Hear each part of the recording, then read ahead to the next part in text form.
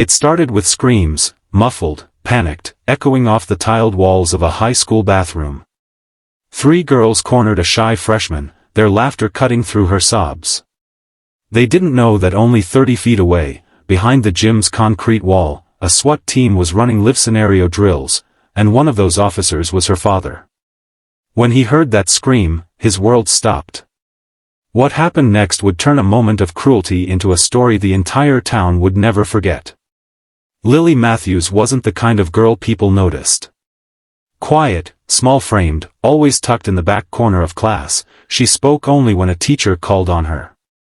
Her clothes were simple, her voice soft, and her eyes always down, not because she didn't care, but because she'd learned early that being invisible was safer than being seen.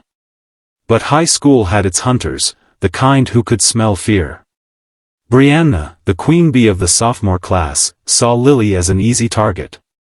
It started with whispers, then laughter when she passed by, and then cruel little pranks, stolen lunch, ripped notebooks, accidental shoulder bumps in the hallway. And Lily never fought back. At home, her dad, Sergeant Jack Matthews, a decorated SWAT officer, noticed something was wrong. "Hey, champ," he said one evening, setting down his gear. "You've been quiet lately. School okay?" Lily smiled faintly. "Yeah, just tired." Jack's instincts told him otherwise. He'd spent 15 years reading people, suspects, victims, and soldiers under pressure. But when it came to his daughter, he hesitated. He didn't want to push too hard. "All right," he finally said. "Just remember, no matter what's going on out there, you've got backup here." She nodded, not realizing how literal those words would soon become. The day everything changed. Friday afternoon. Rain tapping against classroom windows. School was almost out when Brianna and her 2 friends decided to teach Lily a lesson. They followed her into the empty girls' bathroom. Lily froze when she saw them. "Hey, freak," Brianna sneered, blocking the door. "Heard your daddy some kind of cop. Bet he's never home, 'cause he can't stand you either." Lily's hands trembled. "Please, I just want to." "What? Cry?" another girl mocked. They shoved her, hard. Her books scattered across the wet floor. Then Brianna grabbed her by the hair and dragged her toward a stall. "Let's see how quiet you are when you're scared," Lily screamed. At that very moment, behind the gym, where a local SWAT unit had been conducting tactical drills, radios crackled. Jack froze mid-command. The scream was faint, but unmistakable. He knew that voice. "Hold," he barked, his pulse spiking. "Everyone, hold." The team looked up. "Sir?" one of them asked. Jack was already running. He burst through the side door of the school, boots echoing on tile, heart hammering so loud it drowned everything else. "Lily," he shouted. "Lily." Teachers turned, startled. But he didn't stop to explain. He knew that cry had come from the bathroom hallway. Inside, the bullies froze when the door slammed open. A 6-foot man in full tactical gear stood in the doorway, his vest marked police, SWAT. His eyes locked on his daughter, trembling, hair yanked, tears streaming down her face. Jack didn't need to say a word.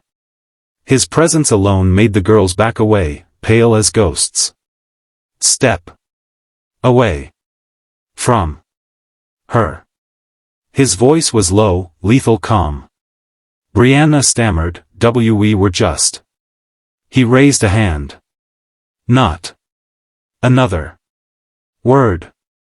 Then he knelt beside Lily, gently placing his hands on her shoulders. "Hey, baby. You okay?" She nodded weakly, but the tears came harder. Within minutes, the school flooded with officers. Jack's team, realizing what had happened, stood guard as paramedics checked Lily. The bullies were escorted out, trembling, silent, their power gone. The aftermath. The next day, the story spread like wildfire. Local news picked it up, SWAT officer saves daughter from school bullies. Parents, teachers, and students began to talk, not just about what happened, but about how far bullying can go when no one speaks up. But Jack didn't want fame. He wanted change. He worked with the school to launch a new program, Shield Up, where police officers and students met weekly to talk about fear, courage, and respect. Lily, still shy, agreed to speak one day. When she stood before her classmates, her voice trembled, but her eyes were steady. "I used to think being silent made me safe," she said softly. "But silence only makes bullies louder. My dad heard me scream because he was close. But there are so many kids whose screams go unheard. So let's be the people who listen." The room went silent, the kind of silence that means people are truly hearing. Months later, Lily walked confidently through the same hallways where she once hid her face. Brianna and her friends had been transferred out, and the school's culture had begun to shift. Every time Lily saw her dad waiting in the parking lot, she smiled a little brighter. Jack, too, carried that day forever, a reminder that even the strongest warrior can't protect every corner of the world, but he can teach others to stand beside him. And sometimes, the bravest battles are fought not with guns or tactics, but with the courage to finally speak.